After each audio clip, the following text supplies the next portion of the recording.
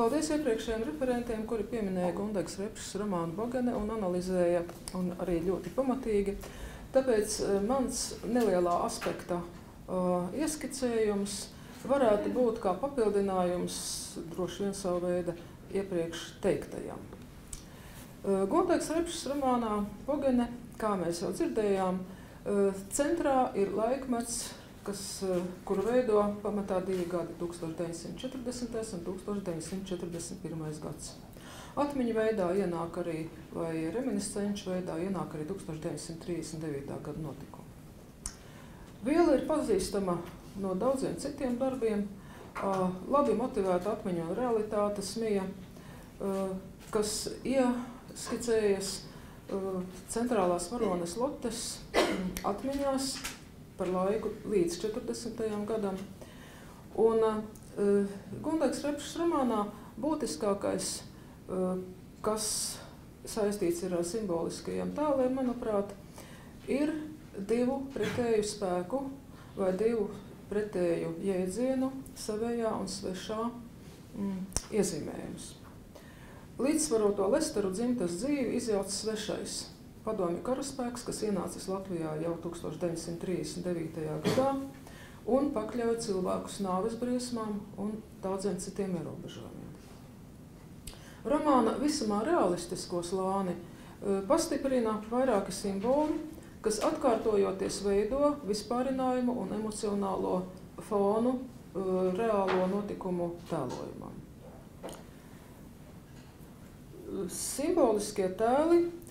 Simbolisko tēlu aplūkojumu es vēlētos sākt ar jēdzienu svešie.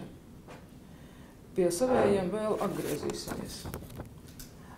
Pirmais vārds, kas par to signalizē, vaņki. Man būtu diezgan pagrūti citēt romānu tekstu, tāpēc, ka daudz viet ir arī krievu valodā teksti, un pēc likuma man būtu jātulko šie teksti. Nu, šādi tad nolasīšu netulkojot tomēr. Vaņki. Izprotot un zinot vēsturisko kontekstu, kas Austruma Eiropā ir ļoti spēcīgi zināms, vaņki ar šo apzīmējumu tiek saprast padomju karaspēka pārstāvji Austruma Eiropas zemēs, jebkurās zemēs būtībā jau pēc tam arī Rietuma Eiropā tās to saprot, būtībā uzskatot, ka visi ienācēji ir krievi. Vaņa, Ivans kā krievu personvārds un vispārinošais jēdziens. Vairāk kārt šis jēdziens vaņki atkārtojas romāna gaitā, un viens no tiem, kas to visvairāk skandina, ir Lesteru dzimtai piederošais papagailis, kurš acīm redzot ir noklausījies un iemācījies daudzas frāzes, un viena no tām ir vaņki, vaņki, visur vaņki. Autors tekstā, vai teiksim, Lotes atmiņās, tā var to uztvert, pavīd skaidrojumi ik pa brīdim šiem papagaiļu izbrēcieniem. Un viens no tādiem pašiem pirmajiem ir 33. lapusē. Eleonoram bija taisnība. Kurzemes piekrasti no Pitraga uz augšu jau kopš novembra piedzīta ar krieveļiem, kas Latvijai ar savām karabāzēm gādājot drošību. Vilcienos Latvijas sargātāji brauka, lai sašņurkuši un neizgulējušies zilzaļiem riņķiem, apņemtiem, bailīgiem skatieniem. Augšā puļķīts, apakšā muļķīts, ļaudis teica, visi kā viens. Nebija miera, bet domās nebija arī dukas. Un tā tālāk. Vēsturiskais fons, emocionālā attieksme un simboliskais slānis ir iezīmēts. Ik pa brīdim šis papagailis, kas būtībā ir uzskatāms kā dzimtai piederīgais, piederīgā dzīvā būtne, to no saviem ceļojumiem, braucieniem ir atvedis namatēvs, kas ir kapteinis. Tātad šis papagailis pamanās savus izbrēcienus kontekstuāli ļoti precīzi piemērot situācijai, kāda attiecīgajā romāna audumā ir. Un tad, kad ģimenes piederīgie stāsta viens otram par kādiem jaunākajiem notikumiem, par to, kas viņu prātus dara bažīgus uz 40. gada robežas, un tā Eleonors, šis papagailis, atkal iebrēcis vaņķi, vaņķi, visur vaņķi. Šis atkārtojošais motīvs tātad ir viens no tiem, kas pavada romāna gaitā Vāroņu gaitas. Otrs no tēliem, kas reprezentē svešos, un tā pašā laikā arī jau kļūst par simbolisku tēlu, mazliet vēlāk pateikšu, kāpēc, ir ik pa brīdim romāna audumā ieraugāmie krievi. Kā tas tiek teikts, vai kā kareivji, ja tas ir tādā neitrālā tēlojumā. Viens no tiem citēju. Apmetusies uz muguras Berta, Lesteru nama māte, Berta ierauga zaldātus. 6 gabali, kas vēl nebūs. Viņas krastā kaut kādi vaņķi ar šautenēm. Berta peld krastā, cik jaudas. Militārās bāzes, kā tad? Bet vai šeit? Tas nestāvēja prātā. Krievi, ko vajag? Latviski nesaprot, bet viņa krieviski nerunās. Un tā tālāk. Tātad šie karavīru stāvi, zaldāti, pirmoreiz parādās šeit citējumā, tālāk parādās stāstījumā vairāk kārt, un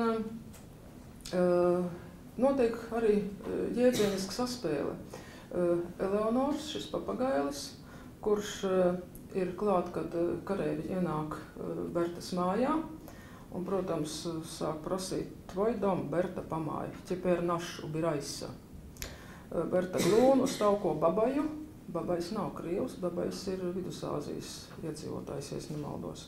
Tātad skatās šim pār plecu, vai dārzā nav vēl kādi, nav tavu brīnumu, nav krieviņš seko viņas skatienam, nokremšļojas, aizsmēķē, un papagailis gribētu ķērkt, kaut ko teikt, un tas ir šausmas, ko Berta sagaida, kad viņš to viņa pateiks vaņķi, vaņķi, ko noteikti sapratīs šis ienācējs. Tur ir ekspresīva, ļoti sarežģīta aina, kuras laikā romāna gaitā atkal ienāk nākamais simbols, par kuru mazliet vēlāk. Ienākušais kareivis grib Bertu izvarot. Viņa tam neļaujas, bet jau paredz šo situāciju, aiziet piemetas uz plīts malas, kā jau laukos plīts mala. Un tad, kad šis uzbrucējs nāk klāt, Berta sagrābi katla āķi, kas lauku mājās mēdza būt, katla āķi, kurš karājas un iegrūž šim kareivim pazodē. Skaidrs, kas notiek. Un šo katla āķi sauc Bogene. Tas viņam ir tāds nosaukums vienkārši kā nosaukums, kā priekšmet nosaukums. Tātad sižets ir skaidrs, darbā iesaistās nākamais simbols. Tā ir Bogene, kas ir vienlaikus arī romāna nosaukums. Protams, pēc tam Bertai ir jābrauc prom, viņi nevar palikt tur, jo gan jau, ka kareivi meklēs, bet tas ir atkal nākamais stāsts. Pabeidzam par kareiviem. Abstraktie šie kareivi, kuri parādās, ir kā simbols visai varai, jo tiem nav dots personvārds. Tie ir bezvārda rīcības ieroči, tādējādi iegūstot būtībā vispārinošu simbolisko nozīmi kā truls, bezvārda spēks, ļaunuma iemiesojums, savā būtībā bezpersonisks un anonīms.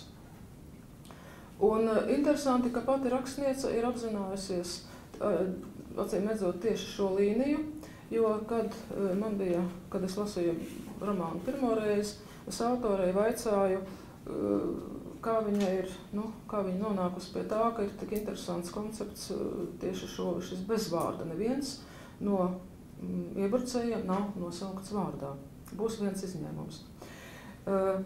Un Gundega Repša atzina, ka tas viņai ir radies darba gaitā, jo sākumā bija pat paredzēts viena iebrucēja, viena šī kareivja biogrāfiju mazliet detalizēt, piešķirot arī viņam vārdu Daņila, ar visu biogrāfiju, ar visu, bet tad rakstniece ir nospriedusi, ka pārāk daudz goda iebrucējiem, pārāk daudz goda okupācijai, viņi būs bez vārda. Vārdi būs, tā ir mana interpretācija, savējiem. Vienam no šiem uzbrucējiem tomēr ir vārds Vstavai Parsa.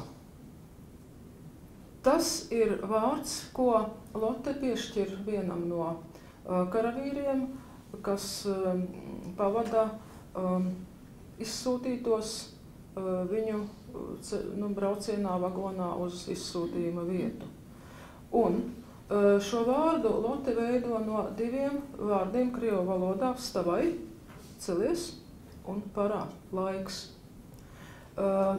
Es pieļauju, ka Lotte zina krievu valodu, tā varētu būt, bet viņai šis cilvēks, kurš viņai saka Vstavai Parā, un tas nozīmē, ka viņu izvada ārā no vagona un tad vai pa vienam vai grupā vai kā izvaro ilgi mokoši un daudzkārt.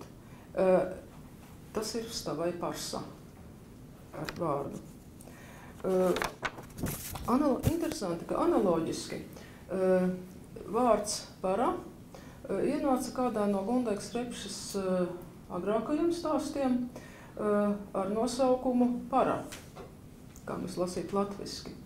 Un tur arī šis vārds Para būtībā ir Parā, un šo vārdu Parā Gundegas Repšas varonis stāstā dzird lejā, kādā no Latvijas mikrorajoniem, Rīgas mikrorajoniem, dzird, ka lejā tur kaimiņienes un kaimiņu un bomzīši un vēl kādi tur sarunājas, un ik pa brīdiem viena no tām sievietēm saka Parā, Parā, Parā, kaut kur laiks iet vai ko darīt vai kā. Tādas analoģijas, par kurām man mazliet jādomā. Otra lielā simbolu grupa ir apstākļi. Tā ir nebrīve, kas nomainījusi dzimtas relatīvo harmoniju. Īsumā būris, kurā mīt papagailis. Otrs šāda tipa tēls ir Berta, kura pēc kareivju nogalināšanas ir glābis Rīgā un radinieks viņu paslēpj zooloģiskajā dārzā. Tātad brīvais, dzīvais cilvēks slēpjas pie vajātajiem, pie tiem, kas ir būrī. Ja? Zoodārs arī ir viens no tēliem, kas Gundegas Repšas darbos parādās vairāk, kā to atceramies viņas stāstu Vestsaidas dārzs. Un arī par to es jautāju Repšai pašai, kāpēc viņas darbos šie zoodārs atkārtojas. Tur ir vairāki skaidrojumi, bet viens no tiem konkrēti par šo Bogenes, par romānu Bogene, kā tiešām viņa ir gribējusi uzsvērt to, ka vajātais cilvēks meklē glābiņu pie tādiem pašiem nebrīviem un vajātiem. Tā ir sava veida nebrīvo un vajāto solidaritāti. Nākamais būra paveids ir pagrabs, kurā dzīvo Bertolds, pēc krievu ienākšanas, kad viņš ir izspiests no paša dzīvokļa Rīgā. Nākamais būra paveids ir garīgā nebrīvība. Un tas tā arī izpaužas dažādos veidos. Viens no tiem īpatnējā kārtā jau kļūst par simbolu, un tas ir jau pieminētais Sudrabkalns, ko Latvijas kultūras vēsturē pazīstam ne tikai kā spožu dzejnieku un Eiropas kultūras cilvēku, bet arī kā gandrīz personificētas bailes. Šajā romānā es arī vārdu Sudrabkalns ar visu šī personāža būtību uztveru kā simbolu ļoti augstā pakāpē, kas ir šīs milzu bailes. Un tad ir vairāki simboli, kuri saistās ar, precīzāk 2, kuri saistās ar šo savējo jēdzienu. Tātad bija pretspēks, bija vide ar būra situāciju, un tagad ir savējie.